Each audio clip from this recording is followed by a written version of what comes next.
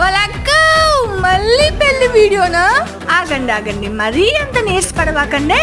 పోయినసారి బాబాయ్ పెళ్లిలో క్లారిటీగా చూపించలేకపోయాను తాళి కట్టడం, కానీ ఈసారి అలా కాదు, పక్కనే ఉండి మరీ వీడియో తీశాను, అది కూడా మీకోసమే. చూసారు కదా, మాకు తాళి ఇలా ముందు నుంచి కట్టరండి, బ్యాక్ నుంచి ఫ్లిప్ చేసి మరీ కడతారు. అది కూడా మంగళసూత్రాలు కాదండి, మేమైతే బొందులు అంటాము. 3 ముళ్ళు అనగానే సినిమాల లాగా తాళి కట్టడం ఊహించేసుకుంటాము, కానీ ఇక్కడ అలా కాదు. ఒక బొందుకేమో 1 ముడి వేస్తాము అండ్ సెకండ్ బొందుకేమో 2 ముళ్ళు వేస్తారు. అక్కడ ఒకసారి చూడండి, క్లారిటీగా ఉంది, మీకే అర్థమవుతుంది. అండ్ ఈ ఆచారం అందరికీ ఉండదండి, పెడకంటి రెడ్డి వారికి మాత్రమే ఉంటుంది.